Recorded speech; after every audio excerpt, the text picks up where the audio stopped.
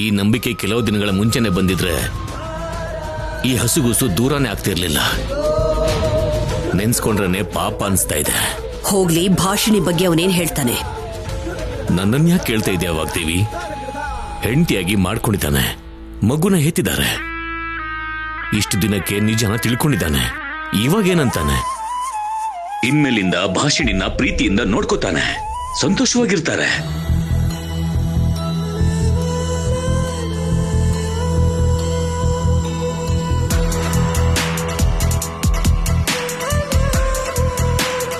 ಅಂದ್ರೆ ಮಗು ಬಗ್ಗೆ ನಿಜ ಗೊತ್ತಾದ್ರೂ ಕೂಡ ಸರಸುನೆ ಭಾಷಿಣಿ ಅಂತ ರಾಹುಲ್ಗಿನ್ನೂ ಗೊತ್ತಾಗಿಲ್ಲ. ಅದು ಒಂದ್ ರೀತಿಲಿ ಒಳ್ಳೇದೇ ಆಯ್ತು. ಸರಸುನ ಹೊರಗಡೆ ಹಾಕೋವರೆಗೂ ರಾಹುಲ್ಗೆ ನಿಜ ಗೊತ್ತಾಗದೇ ಇರೋದೇ ಒಂದ್ ರೀತಿಲಿ ಒಳ್ಳೇದು. ಇದ್ದೆ ಹೋದ್ರೆ ನಾನು ಅಂದ್ಕೊಂಡಿದ್ದ ಹಾಗೆ ಆಗ್ಬಿಡುತ್ತೆ. ಆ ಸರಸು ಮಗು ಪ್ರೀತಿನ ಅಡ್ಡ ಇಟ್ಟು ಆ ಮಗುಗೆ ಓದೇ ಇಲ್ದಿರೋ ತರ ಮಾಡ್ಬಿಡ್ತಾಳೆ. ಅವಳ ಹಾಗೆ ದಡ್ಡಿ ತರ ಜ್ಞಾನನೇ ಇಲ್ದಿರೋ ಹಾಗೆ ಬೆಳಿಬೇಕು ಅಂತ ಅನ್ಕೊಂಡ್ಬಿಡ್ತಾಳೆ. ಇಲ್ಲ ಇಲ್ಲ, ಈ ವಿಷಯದಲ್ಲಿ ಇನ್ನು ಆಲಸ್ಯ ಮಾಡೋದು ಸರಿ ಹೋಗಲ್ಲ. ಈ ಸಮಸ್ಯೆನ ನಾನು ಈಗಲೇ ಪರಿಹರಿಸದೆ ಹೋದ್ರೆ ನನ್ನ ಮೊಮ್ಮಗಳ ಭವಿಷ್ಯ ನಾಳೆ ನಾಳೆ ಪ್ರಶ್ನಾರ್ಥಕವಾಗಿ ನಿಂತ್ಬಿಡುತ್ತೆ. ಆ ಸರಸು ಏನ್ ಹಠ ಮಾಡಿದ್ರು ಸರಿ, ನನಗೆ ನನ್ನ ಮೊಮ್ಮಗಳು ಓದೇ ಮುಖ್ಯ. ನನ್ನ ಮೊಮ್ಮಗಳು ವಿದ್ಯೆ ಇಲ್ಲದೆ ಅವಿದ್ಯಾವಂತಳಾಗಬಾರ್ದು.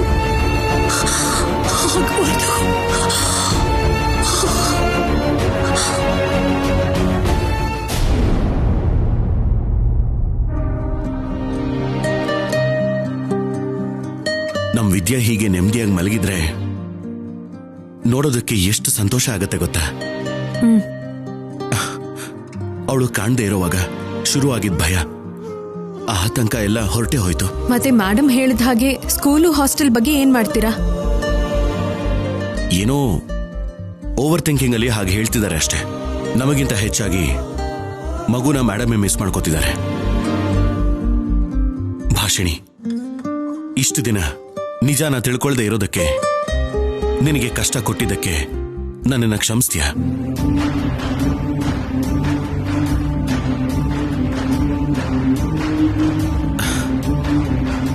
ಇಲ್ಲ ಅಂದ್ರೆ ನನ್ ಜೊತೆ ಹೀಗೆ ಕೋಪದಲ್ಲಿ ದ್ವೇಷದಿಂದಾನೇ ಇರ್ತೀಯ? ಇಲ್ಲ ರೀ, ನನಗ್ ನಿಮ್ಮೇಲ್ ಪ್ರೀತಿನ್ ಬಿಟ್ರೆ ಯಾವ ಕೋಪನೂ ಇಲ್ಲ, ಇನ್ಮೇಲೆ ಬರೋದಿಲ್ಲ ಕೂಡ. ಸರಿ, ಹಾಗಾದ್ರೆ ನಾನ್ ನಿಜ ಒಪ್ಕೊಂಡ್ರೆ ನನ್ಗೊಂದು ಸರ್ಪ್ರೈಸ್ ಕೊಡ್ತೀನಿ ಅಂತ ಹೇಳಿದ್ಯಲ್ಲ, ಅದೇನು ಅಂತ ಈಗ್ಲಾದ್ರೂ ಹೇಳ್ತೀಯಾ? ಹೇಳಲೇಬೇಕಾ? ಬೇಡ ಅಲ್ವಾ? ಹೇಳ್ತೀನಿ ಅಂತ ನೀನೇ ಅಲ್ವಾ ಮಾತು ಕೊಟ್ಟಿದ್ದು, ಮತ್ತೆ ಈಗ ಯಾಕೆ ನೀನ್ ನನ್ನನ್ನೇ ಪ್ರಶ್ನೆ ಮಾಡ್ತಿದ್ಯಾ? ಕ್ವೆಶ್ಚನ್ ಅಂತ ಅಲ್ಲ, ನೀವೆಷ್ಟು ಕಾತರದಿಂದ ಆಸೆಯಿಂದ ಇದ್ದೀರಾ ಅಂತ ತಿಳ್ಕೊಳ್ಳೋಣ ಅಂತ.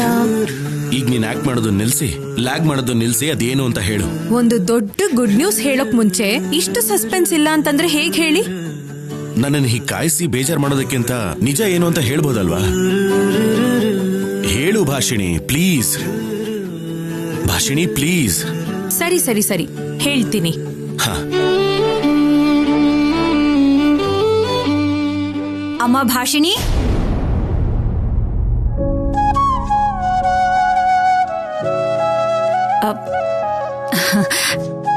ನಾನು ಹೊರಡ್ತೀನಮ್ಮ. ಮಾವ ಎಲ್ಲಿ ಹೋದ್ರು? ಯಾರೋ ಗೊತ್ತಿರೋರು ಫೋನ್ ಮಾಡಿದ್ರು, ಅರ್ಜೆಂಟ್ ಕೆಲ್ಸ ಇದೆ ಅಂತ ಹೋದ್ರಪ್ಪ. ಅವ್ರು ಬರೋವರೆಗೂ ಇರಮ್ಮ, ಒಬ್ಳೆ ಹೇಗ್ ಹೋಗ್ತೀಯಾ? ಪರವಾಗಿಲ್ಲ ಬಿಡಮ್ಮ, ನನ್ಗೇನು ಹೊಸದಲ್ವಲ್ಲ. ನಿಮ್ಮಪ್ಪ ಸಂಧ್ಯನ್ ಕರ್ಕೊಂಡು ಕಾಲೇಜಿಂದ ಮನೆಗ್ ಬರ್ತೀನಿ ಅಂತ ಹೇಳಿದ್ದಾರೆ. ಅಷ್ಟ್ರಲ್ಲಿ ನಾನು ಹೋಗಿರ್ತೀನಿ ಬಿಡು. ಸರಿನಮ್ಮ.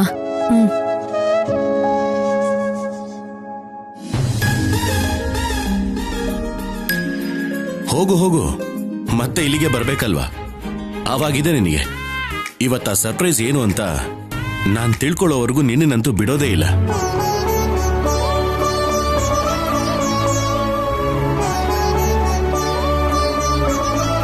ಅದೇನೇ ಆಗ್ಲಿ, ರಾಹುಲ್ ಅವರು ಈ ನಿಜನ ತಿಳ್ಕೊಂಡ್ರಮ್ಮ.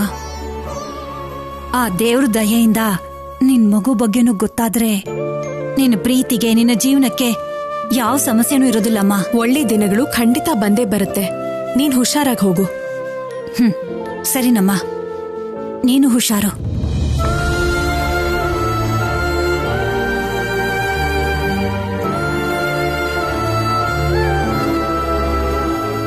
ಮನೇಲಿರೋದು ನನ್ನ ಮಗುನೇ ಅಂತ ಹೇಳಿದ್ರೆ ಆವೇಶದಲ್ಲೋ ಆತ್ರದಲ್ಲೋ ವಾಗ್ದೇವಿ ಮೇಡಮ್ ಹತ್ರ ಎಲ್ಲಿ ಬಾಯಿ ಬಿಡ್ತೀಯೋ ಅನ್ನೋ ಭಯದಲ್ಲೇ ನಿನ್ಗೂ ಕೂಡ ನಿಜ ಹೇಳಕ್ಕಾಗ್ತಿಲ್ಲ ಅಮ್ಮ.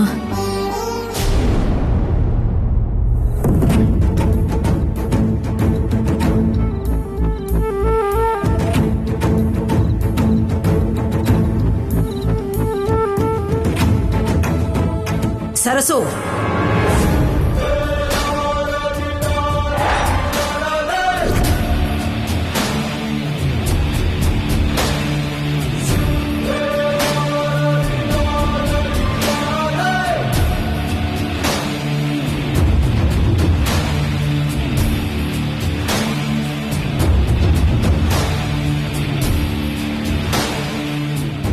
ಏನ್ ಮೇಡಮ್, ನಿಮ್ಗೆ ಆ ಹೆಸರು ಇಷ್ಟ ಇಲ್ಲ ಅಂತ ಕೇಳಿದ್ದೆ ನಾನು. ಅಂಥದ್ರಲ್ಲಿ ಆ ಹೆಸರನ್ನ ನೆನೆಸ್ಕೋತಿದ್ದೀರಲ್ಲ, ಯಾಕೆ?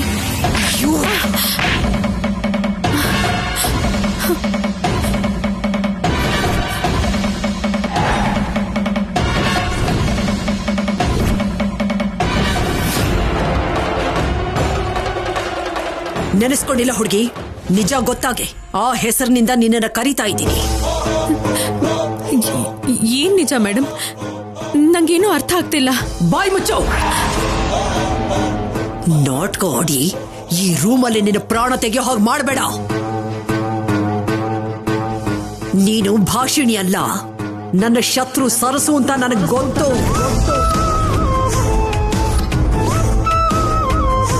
ಅವತ್ತು ರಾತ್ರಿ ನೀನು ಮಾವಯ್ಯನ್ ಜೊತೆ, ಅದೇ ನಿನ್ನ ತಾತನ ಹತ್ರ ಮಾತಾಡ್ತಿದ್ದಾಗ್ಲೇ ನಾನು ಕೇಳಿಸ್ಕೊಂಡೆ.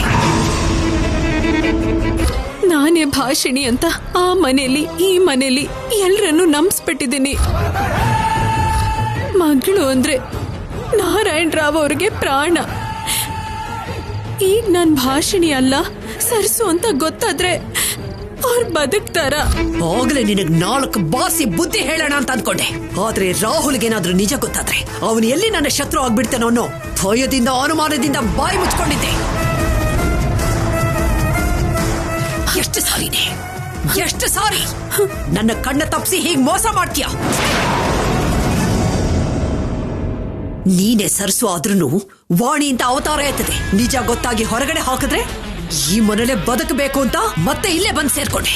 ನಿನ್ನ ನೆರಳು ಕೂಡ ಬೀಳಬಾರ್ದು ಅಂತ ನಾನು ಎಷ್ಟು ಕೇರ್ ತಗೊಂಡ್ರು ಕೂಡ ಹಿಂದಿರುಗಿ ಇಲ್ಲಿಗೆ ಬಂದೆ. ರಾಹುಲ್ ಕೈಯಲ್ಲಿ 2 ಸಾರಿ ತಾಳಿ ಕಟ್ಟಿಸ್ಕೊಂಡೆ. ಇದರಿಂದ ನೀನು ಗೆದ್ದೆ ಅನ್ಕೋಬೇಡ. ಇದು ನೀನ್ ನನಗ್ ಮಾಡಿದ ಮೋಸ, ನಂಬಿಕೆಗೆ ಮಾಡಿದ ಅವಮಾನ. ಇಷ್ಟೆಲ್ಲ ಆದ್ರೂ ಕೂಡ ನನ್ನನ್ನು ತಡಿತಿರೋದು, ನನ್ನ ಕೋಪನ ಕಂಟ್ರೋಲ್ ಮಾಡ್ತಿರೋದು ಯಾರು ಅಂತ ಗೊತ್ತಾ? ನನ್ನ ಮಗ. ಅವನು ನಿನ್ನ ಮೇಲೆ ಬೆಳೆಸ್ಕೊಂಡಿರೋ ಕುರುಡು ಪ್ರೇಮ. ಏನು ಬದುಕೆ ನಿಂತು? ಅಮ್ಮೋರೆ, ಅಮ್ಮೋರೆ,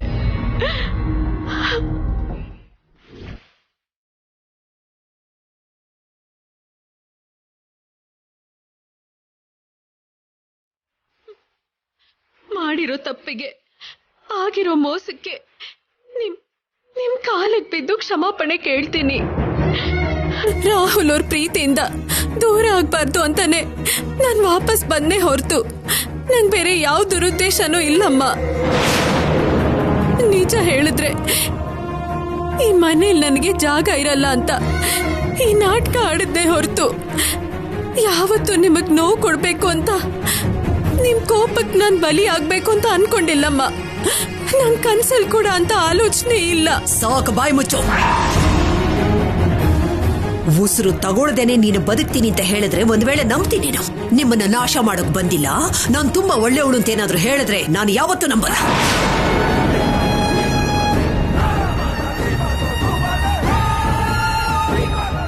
ಎಷ್ಟು ದಿವಸ ನಿನ್ನ ನಟನೆನ ಪ್ರತ್ಯಕ್ಷವಾಗಿ ನೋಡಿದ ನಾನು ನಿನ್ನ ಮಾತನ್ನ, ಈ ಮೊಸಳೆ ಕಣ್ಣೀರನ್ನ ಈ ಜನ್ಮದಲ್ಲಿ ನಂಬೋದಿಲ್ಲ.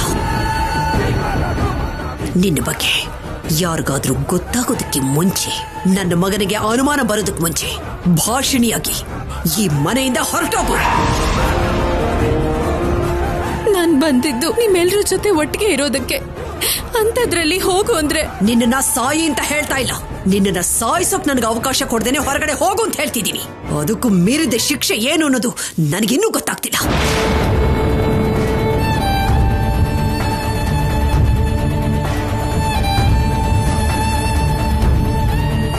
ಸರಿ ಅಮ್ಮೋರೆ, ನಾನು ಹೊರಟೋಗ್ತೀನಿ. ಆದ್ರೆ ಒಂದು ವಿನಂತಿ.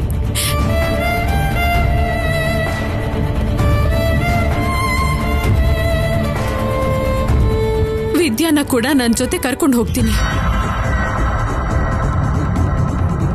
ವಿದ್ಯನ ನಿನ್ನ ಜೊತೆ ಅವಳಿ ಆತಕ್ಕೆ? ನಿನ್ನ ಹಾಗೆ ಕಣ್ಣೀರು ಹಾಕ್ತಾ ಕಷ್ಟದಲ್ಲಿ ಜೀವನ ಸಾಗಿಸ್ಬೇಕು ಅಂತನಾ? ಇಲ್ಲ ಅಮ್ಮೋರೆ, ನನ್ಗಿರೋ ಅಷ್ಟ್ರಲ್ಲಿ ಚೆನ್ನಾಗಿ ನೋಡ್ಕೋತೀನಿ ಅವಳನ್ನ. ನೀನ್ ಎಷ್ಟೇ ಚೆನ್ನಾಗಿ ನೋಡ್ಕೊಂಡ್ರು ಕೂಡ ಅವಳು ನನ್ನ ಮನೇಲಿ ಬೆಳೆಯೋದಕ್ಕೂ ನಿನ್ನ ಮನೇಲಿ ಬೆಳೆಯೋದಕ್ಕೂ ತುಂಬಾ ತುಂಬಾ ವ್ಯತ್ಯಾಸ ಇದೆ. ನೋಡು, ಒಂಟಿಯಾಗಿ ಮನೆಗೆ ಬಂದಿದ್ಯಾ, ಒಂಟಿಯಾಗಿ ಹೋಗು. ವಿದ್ಯನ ದತ್ತು ತಗೊಂಡ ಮೇಲೆ ನಿನಗೆಂಥ ಅಧಿಕಾರನೇ? ಅದು ಚಿಕ್ಕಂದಿಂದ ಹಾಲು ಕೊಟ್ಟು ಬೆಳೆಸಿದಿನಲ್ವಾ. ಅಷ್ಟು ಹೇಳೋದನ್ನ ಬಿಟ್ರೆ ಅವಳನ್ನ ನೀನು ಹೆತ್ತೆ ಅಂತ ಕೂಡ ನೀನು ಒಪ್ಕೊಳ್ಳೋದಿಲ್ಲ ಅಲ್ವಾ? ಅಮ್ಮವ್ರೆ,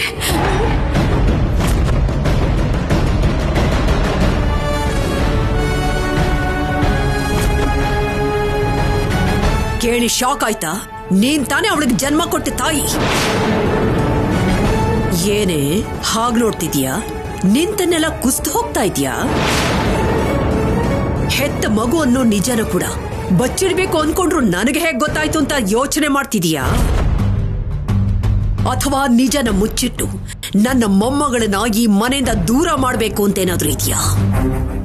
ನಿಮ್ಗೆ ಈ ವಿಷಯ ಯಾವತ್ತೋ ಗೊತ್ತಾಯ್ತು. ಅನುಮಾನ ಬಂದು ವಿಚಾರಿಸಿದ್ದಕ್ಕೆ ನಿನ್ನ ನಿಜ ರೂಪ ಏನು ಅನ್ನೋದು ಹೊರಗಡೆ ಬಂತು. ಎಷ್ಟು ದಿವಸ ಆ ಮಗುಗೆ ಹಾಲು ಕೊಡೋದಕ್ಕೆ ಬಂದಿರೋ ನೀನೊಬ್ಬ ಕೂಲಿ ಹೆಂಗಸು ಅಂತ ಸುಮ್ಮನೆ ಇದ್ದೆ. ಆದ್ರೆ ಆ ಮಗುವಿನ ಹೆತ್ತ ತಾಯಿ ನೀನೇ ಅಂತ ನನಗೆ ಗೊತ್ತಾಯ್ತು. ಆ ನಿಜ ತಿಳಿದ ಮೇಲೂ ಕೂಡ ನಿನ್ನನ್ನ ಇಲ್ಲಿಟ್ಕೊಳ್ಳೋಕೆ ನಾನ್ ರೆಡಿ ಇಲ್ಲ.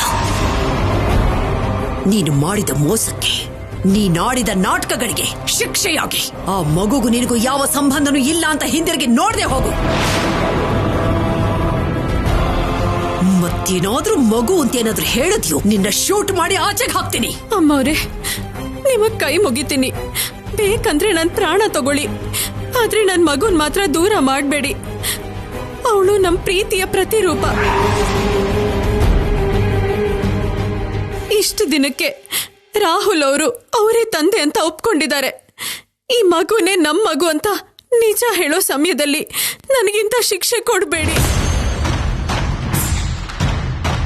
ಆ ನಿಜ ಗೊತ್ತಾಗಬಾರ್ದು ಅಂತಾನೆ ಹೀಗೆ ಮಾಡ್ತಿರೋ. ಅದು ಯಾವತ್ತೂ ಗೊತ್ತಾಗ್ಕೂಡ್ದು.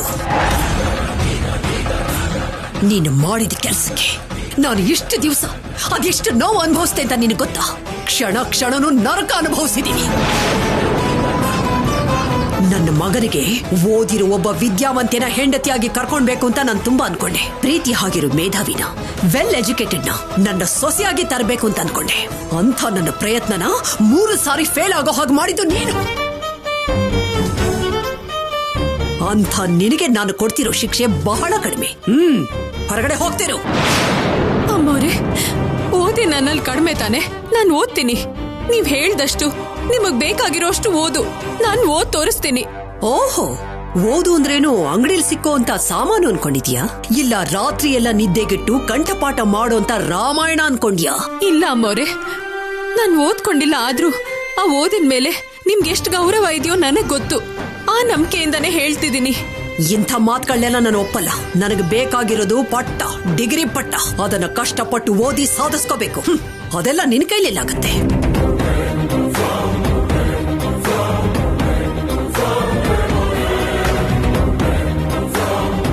ಏನು ಇಷ್ಟೊತ್ತು ನಾನು ಓದ್ತೀನಿ ಅಂತೇನು ಬೊಗಳೆ ಬಿಟ್ಟೆ? ಈಗ ಹೆದರಿಕೆ ಆಯ್ತಾ? ಮಾತ್ ನಿಂತೋಯ್ತಾ?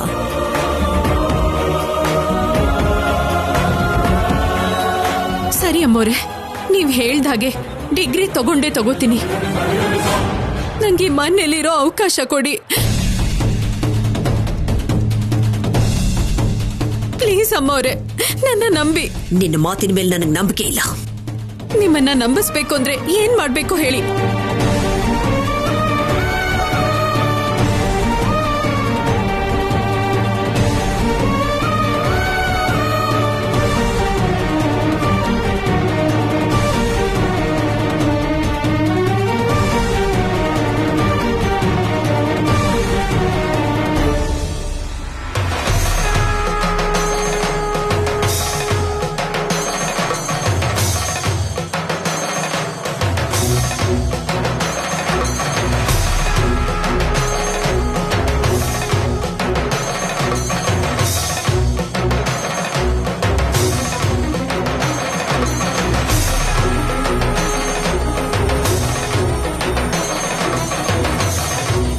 ಈ 3 ಮಡಿಕೆಗಳು ನೀನು ನನ್ನ ಮನೇಲಿ ಇರೋದಕ್ಕೆ ನಾನು ಹಾಕೋ 3 ಕಂಡೀಷನ್ಸ್.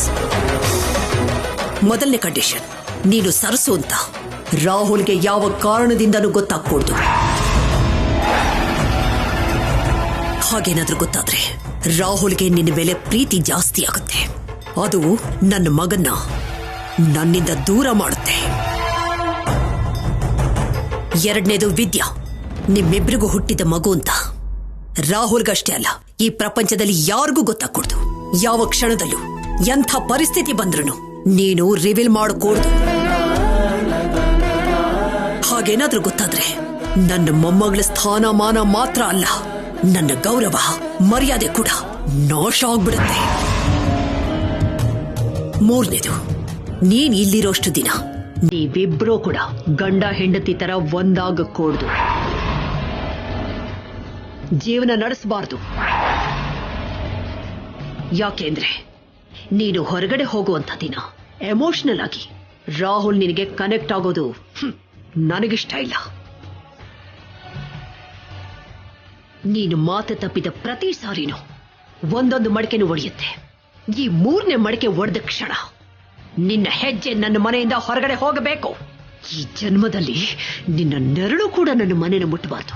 ಹೇಳಿದ ಅರ್ಥ ಆಯ್ತಾ? ಅರ್ಥ ಆಯ್ತು ಅಮ್ಮೋರೆ. ರಾಹುಲ್ ಅವ್ರ ಪ್ರೀತಿಗೋಸ್ಕರ ನಿಮ್ ಮನ್ಸಲ್ಲಿರೋ ದ್ವೇಷನ ದೂರ ಮಾಡೋದಕ್ಕೋಸ್ಕರ ನಾನು ಈ ಷರತ್ತುಗಳಿಗೆ ಒಪ್ಕೋತಿದ್ದೀನಿ. ಒಪ್ಕೊಳ್ಳೋದಷ್ಟೇ ಅಲ್ಲ, ಈ 3 ಕಂಡೀಷನ್ಸ್ಗೆ ಕಟ್ಟಿಬಿದ್ದು ನೀನೇ ಸ್ವತಃ ಡಿಗ್ರಿ ಕೂಡ ಕಂಪ್ಲೀಟ್ ಮಾಡಬೇಕು. ನೀನು ಡಿಗ್ರಿ ಕಂಪ್ಲೀಟ್ ಮಾಡದೆ ಹೋದ್ರೆ, ಈ 3 ಮಡಿಕೆ ಒಡಿದೆ ಹೋದ್ರೂ ಕೂಡ ನೀನು ಮನೆಯಿಂದ ಹೊರಗಡೆ ಹೋಗಬೇಕು. ನೆನಪಲ್ಲಿಟ್ಕೋ. ಸರಿ ಅಮ್ಮೋರೆ. ನೀನು ಸರಿ ಅಂತ ಹೇಳ್ತಿದ್ರು ಕೂಡ ನಿನ್ನ ಮಾತಲ್ಲಿ ಮಾಯೆ, ನಿನ್ನ ಮನಸ್ಸಿನಲ್ಲಿ ಸ್ಕೆಚ್ ಹಾಕ್ತಿರೋ ನಿನ್ನ ಕುತಂತ್ರ ನನಗೆ ಎದ್ದು ಕಾಣಿಸ್ತಿದೆ. ಮತ್ತೆ ಮೋಸ ಹೋಗೋಕೆ ನನಗಿಷ್ಟ ಇಲ್ಲ. ಇಲ್ಲ ಅಮ್ಮೋರೆ, ನೀವ್ ಹೇಳ್ದ ಹಾಗೆ ಕೇಳ್ತೀನಿ. ನಿಮಗ್ ಕೊಟ್ಟಿರೋ ಮಾತನ್ ತಪ್ಪಲ್ಲ. ನೀನು ಹೀಗೆ ಹೇಳಿದ್ರೆ ನಾನ್ ನಂಬೋದಿಲ್ಲ.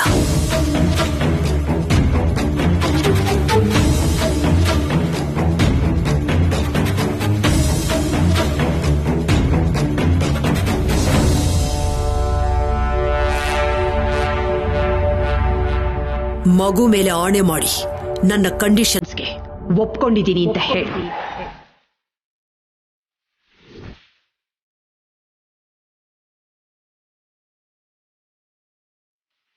ಏನ್ ನೋಡ್ತಿದೀಯಾ? ಮಗು ಮೇಲೆ ಆಣೆ ಮಾಡು.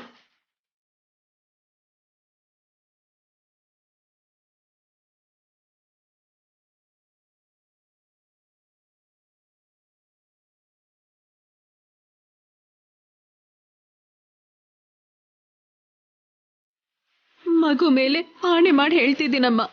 ನೀವ್ ಹೇಳಿದ ಷರತ್ತುಗಳಿಗೆ ಒಪ್ಕೋತಿದ್ದೀನಿ. ಒಂದ್ ವೇಳೆ ನಿಮ್ ಮಾತನ್ ಮೀರಿದ್ರೆ, ನನ್ ಮಾತ್ ತಪ್ಪಿದ್ರೆ ನೀವ್ ಹೇಳ್ದ ಹಾಗೆ ಈ ಮನೆಯಿಂದ ಹೊರಟೋಗ್ತೀನಿ.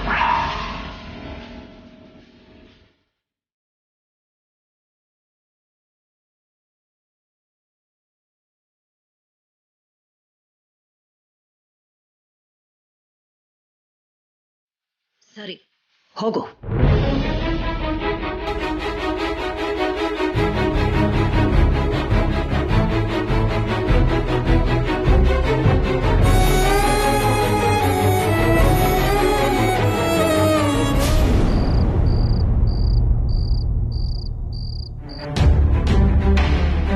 ಕಂದ, ರಾಹುಲ್ ಅವ್ರಿಗೆ ಗೊತ್ತಾಗ್ದ ಹಾಗೆ ಹೇಗೆ ಓದ್ಕೋಬೇಕು, ಕಾಲೇಜಿಗೆ ಹೇಗೆ ಹೋಗ್ಬೇಕು, ಅದ್ರ ಬಗ್ಗೆ ಯಾರ ಹತ್ರ ಮಾತಾಡ್ಬೇಕು ನಂಗೇನ್ ಗೊತ್ತು.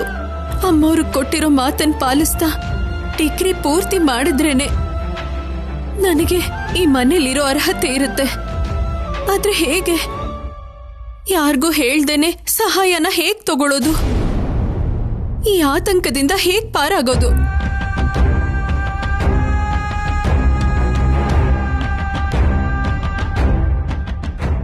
ಅಮ್ಮ ಸದ್ಯ ನೀನೀಗ ಫ್ರೀ ಆದ್ಯಾ? ಸರಿ, ಈಗ್ಲಾದ್ರೂ ಸರ್ಪ್ರೈಸು ಸಸ್ಪೆನ್ಸು ಏನು ಅಂತ ಹೇಳ್ತೀಯಾ?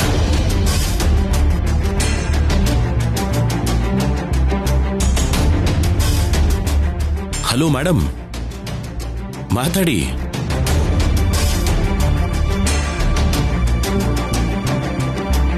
ಏನಾಯ್ತು ಭಾಷಿಣಿ? ಯಾಕೆ ಡಲ್ ಆಗಿದೆಯಾ? ಈ ಸೃಷ್ಟಿಲಿ ಜೀವ ಇರೋ ಪ್ರತಿ ಜೀವಿಗೆ ಆಪತ್ತು, ಕಷ್ಟಗಳು, ಕಣ್ಣೀರು ಇರುತ್ತಲ್ವಾ ರೀ? ಶತ್ರುಗಳಿಂದ ಆಪತ್ ಬಂದ್ರೆ, ಕನಿಕರ ಇಲ್ದಿರೋರಿಂದ ಕಷ್ಟಗಳು ಬಂದ್ರೆ ಬೇಡ ಅಂತಂದ್ರು ಕಣ್ಣೀರ್ ಬರುತ್ತಲ್ವಾ ರಾಹುಲ್ ಅವರೇ?